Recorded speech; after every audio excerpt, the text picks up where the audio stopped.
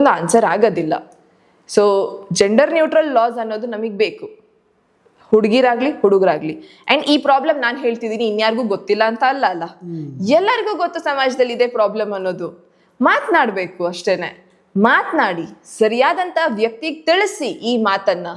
ಯಾರು ನಿಮ್ಮ ಈ ಮಾತನ್ನ ಅಡ್ರೆಸ್ ಮಾಡಬಹುದು. ಹೊಸ ಕಾನೂನು ಬೇಕು ಅಂತ ಹೇಳ್ತಿದ್ದೀನಿ. ಹೊಸ ಕಾನೂನು ನಾವು ತರೋಕೆ ಆಗೋದಿಲ್ಲ, ನಮ್ಮ ಹತ್ರ ಅಧಿಕಾರ ಇಲ್ಲ. ನಾವು ಇರೋ ಕಾನೂನ್ ಬಗ್ಗೆ ನಿಮಗೆ ಅರಿವು ಮೂಡಿಸ್ತಿದೀವಿ, ಅವೇರ್ನೆಸ್ ಕೊಡ್ತಿದೀವಿ. ಹೊಸ ಕಾನೂನು ಯಾರು ತರುತ್ತಾರೆ?